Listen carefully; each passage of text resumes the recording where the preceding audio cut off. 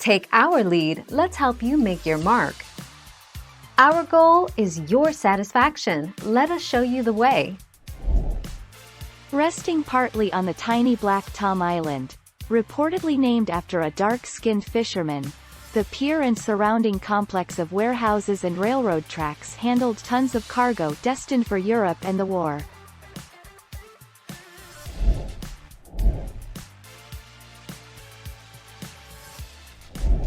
Make your mark, take our lead. Black Tom Island is now part of Liberty State Park. Black Tom was a major munitions depot for the northeastern United States.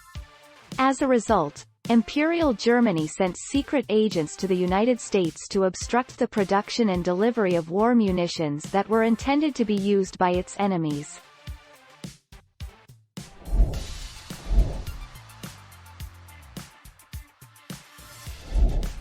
Take our lead.